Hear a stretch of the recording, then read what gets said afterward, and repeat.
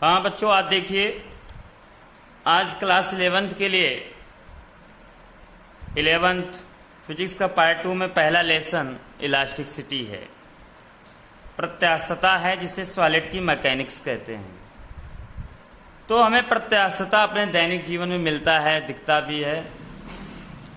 उनके प्रत्यास्थता मतलब जो भी वस्तु है उनमें उनके पदार्थों में प्रत्यास्थता का गुण पाया जाता है। जैसे आप लोग स्प्रिंग देखे होंगे, तो स्प्रिंग को खींचकर छोड़ दीजिए तो वह अपनी पूर्व अवस्था को प्राप्त कर लेता है। लेकिन वह पूर्व अवस्था को प्राप्त करता है, क्यों प्राप्त करता है? अगर आपसे पूछा जाए तो आप बताएंगे स्प्रिंग में प्रत्यास्थता का गुण होने के कारण।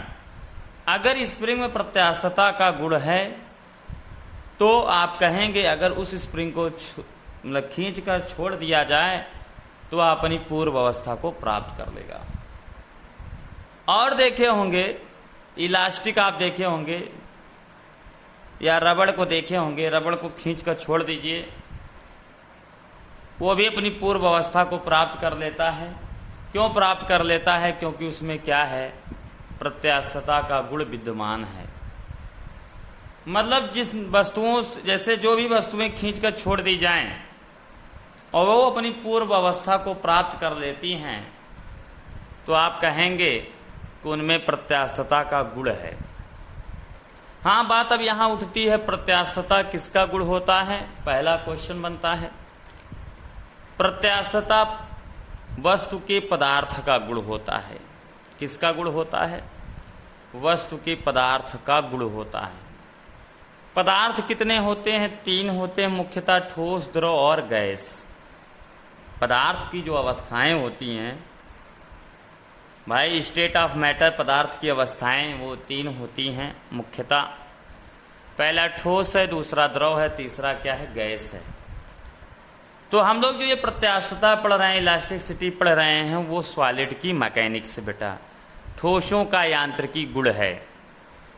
तो पहले इसमें चलते हैं, सबसे पहले विरूपक बल के बारे में। विरूपक बल क्या होता है? डिफॉर्मिंग फोर्स क्या होता है? पहला पॉइंट आया डिफॉर्मिंग फोर्स।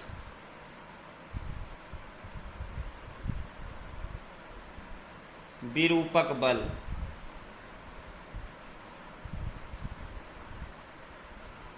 देखिए विरूपक बल क्या होता है? जब किसी वस्तु पर बाह्य बल लगाते हैं, और जिसके कारण, किसके कारण? जो आपने बाह्य बल लगाया है उसी के कारण यदि वस्तु के आकार और आकृति दोनों बदल जाती है या दोनों में परिवर्तन हो जाता है तो उसे हम विरूपक बल कहते हैं। तो विरूपक बल बेटा क्या होता है? सिंपल सा परिभाषा, जब किसी वस्तु पर बाह्य बल लगाया जाता है,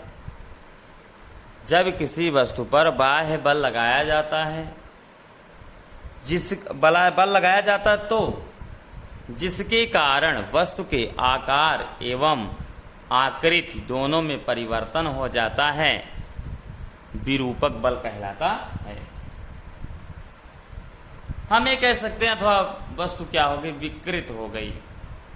तो आप लोग विरूपक बल की परिभाषा क्या लगाएं? किसी वस्तु पर लगाया गया वह बाह्य बल, जिसके कारण वस्तु के आकार एवं आकृति दोनों में परिवर्तन हो जाता है, क्या कहलाता है? विरूपक बल कहलाता है। अब देखिए, सबसे पहली बात ध्यान देना है। अब यहाँ ध्यान देने वाली बात आई, प्रत्यास्थता किसके कारण उत्पन्न होता है? देखिए, प्रत्यास्थता जो जिसके कारण उत्पन्न होता है वो चीजें आप लोग समझिए। प्रत्यास्थता इंटरमॉलिक्यूलर फोर्स के कारण क्या होता है? उत्पन्न होता है। इंटरमॉलिक्यूलर फोर्स जो रीजन है वो कौन सा रीजन है? इंटरमॉलिक्यूलर फोर्स के कारण। आइए अब हम लोग पढ़ेंगे प्रत्यास्थता क्या होता है।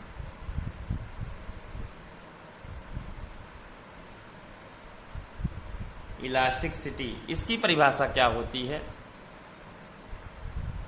देखिए बहुत सिंपल सी परिभाषा है। प्रत्यास्थता किसी वस्तु के पदार्थ का वह गुण होता है। प्रत्यास्थता किसी वस्तु के पदार्थ का वह गुण होता है जिसके कारण वस्तु किसी विरूपक बल के द्वारा उत्पन्न आकार अथवा आकृति के परिवर्तन का विरोध करती है। और जैसे ही विरूपक बल हटा लिया जाता है वस्तु अपनी पूर्व अवस्था को प्राप्त कर लेती है, प्रत्यास्थता कहलाता है। एक बहुत सिंपल सी डिफिनेशन में एक शब्द आया है, प्रत्यास्थता किसी वस्तु के पदार्थ का वह गुण है। मतलब यहां समझना है, प्रत्यास्थता किसी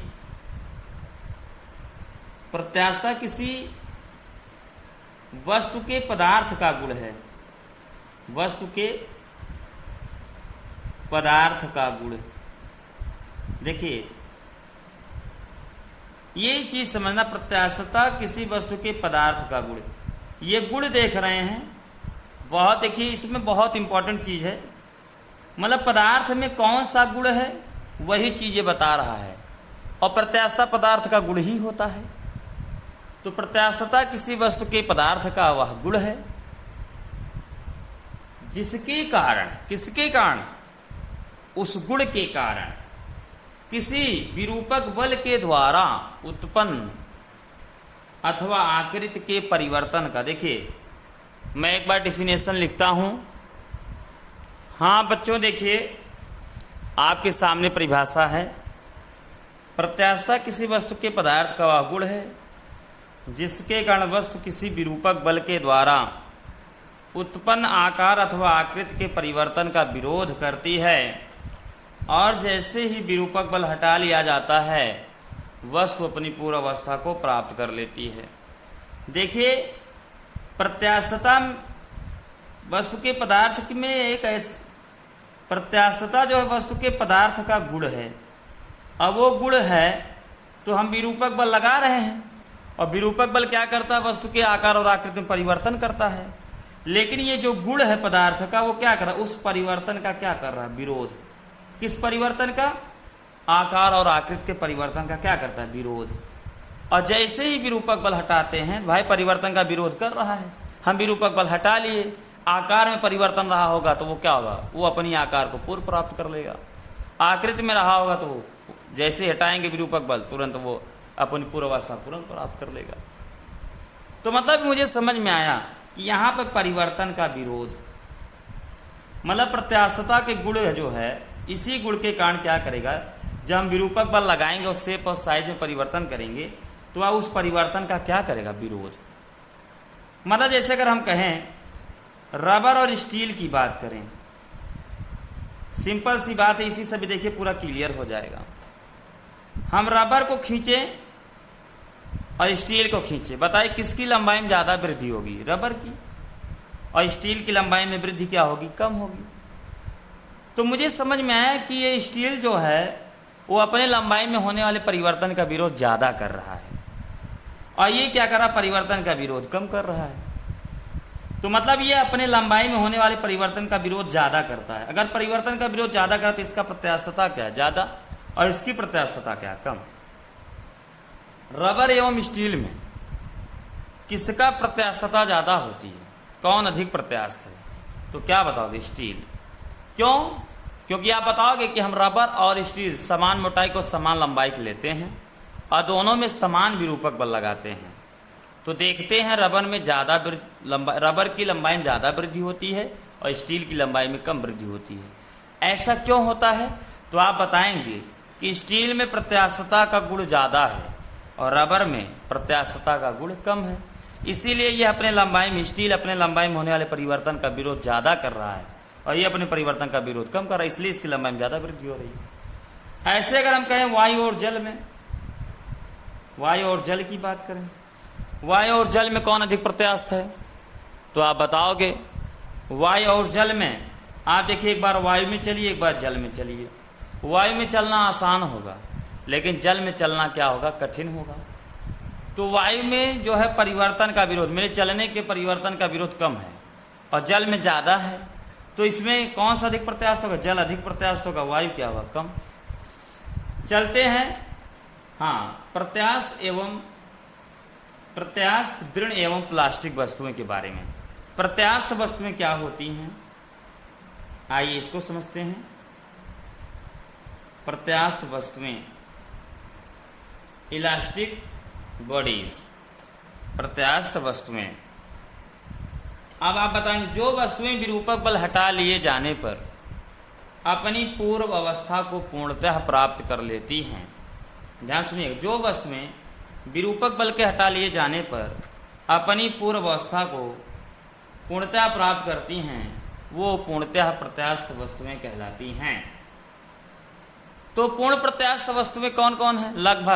लगभग मतलब 95% से 98% तक, 100 नहीं, मतलब लगभग फास्फर, ब्रांज और क्वार्टेज को लगभग पूर्ण प्रत्यास्थ वस्तुएं मानते हैं।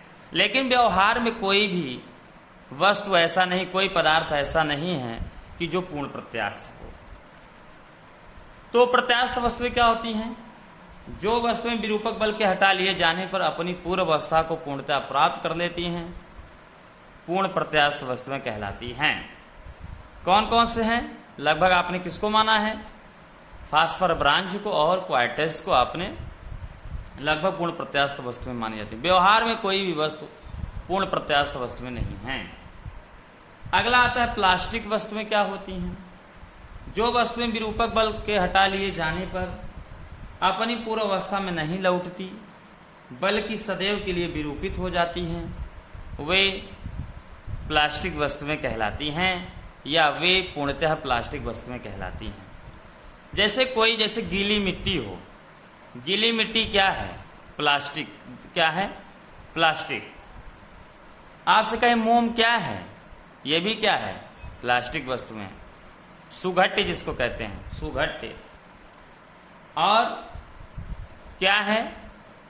प्लास्टर शब्द से शुरू हुआ, प्लास्टर से। प्लास्टिक वस्तुएं जो हैं, ये जो प्लास्टिक सिटी है, ये प्लास्टर शब्द से हुआ है। तो जो वस्तुएं विरूपक बल हटा लिए जाने पर अपनी पूर्व अवस्था को प्राप्त नहीं करती हैं बल्कि सदैव के लिए विरूपित हो जाती हैं, पूर्णतः प्लास्टिक अथवा सुघट्ट कहलाती हैं।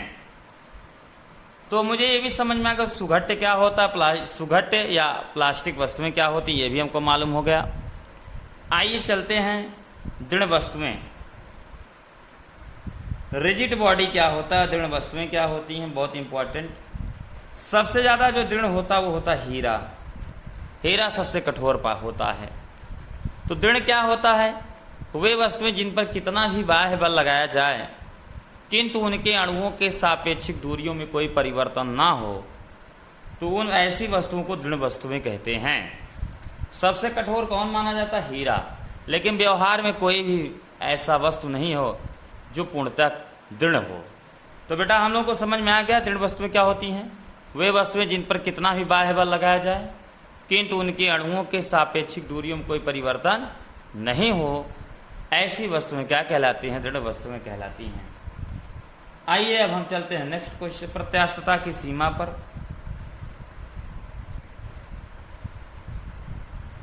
प्रत्यास्थता की सीमा पर चलते हैं। सबसे देखिए, आप स्प्रिंग को खींचिए फिर छोड़ दीजिए, पूर्व अवस्था में आ जाता है, और विरूपक बल का मान बढ़ाएंगे और खींचेंगे तो स्प्रिंग अपनी पूर्व अवस्था में लौटेगा, और बढ़ाएंगे तो फिर छोड़ देंगे तो फिर अपनी पूर्व अवस्था में लौटेगा। लेकिन ज़्यादा खींच लेंगे तब स्प्रिंग अपनी पूर्व अवस्था में लौटेगा नहीं। जैसे मान लो यही स्प्रिंग है, मैं थोड़ा सा खींचा, छोड़ दिया, फिर अपनी पूर्व अवस्था को प्राप्त किया, फिर थोड़ा और बल लगाया, फिर छोड़ दिया, फिर अपनी पूर्व अवस्था को प्राप्त कर लिया। ज़्यादा खींच लिया तो अपनी पूर्व अवस्था को प्राप्त नहीं करता है, इसका मतलब प्रत्यास्थता का गुण समाप्त हो जाता है। तो प्रत्यास्थता की एक सीमा होती, क्या बताओगे? विरूपक बल का वह अधिकतम मान, एक बार सुनिएगा, विरूपक बल का वह अधिकतम मान जिसके अंतर्गत प्रत्यास्थता का गुण विद्यमान रहता है, क्या कहलाता है? प्रत्यास्थता की सीमा। एक बार पुनः सुनिए, विरूपक बल का वह अधिकतम मान जिसके अंतर्गत किसी वस्तु में, क्या बताओगे? विरूपक बल का वह अधिकतम मान जिसके अंतर्गत किसी वस्तु में प्रत्यास्थता का गुण विद्यमान रहता है प्रत्यास्थता की सीमा कहलाती है। प्रत्यास्थता की सीमा क्या बताओ बच्चों, एक बार फिर से बताओ। विरूपक बल का वह अधिकतम मान जिसके अंतर्गत किसी वस्तु में प्रत्यास्थता का गुण विद्यमान रहता है प्रत्यास्थता की सीमा कहलाती है। आज के लिए मेरे बच्चों इतना ही। Next day next class. Thank you.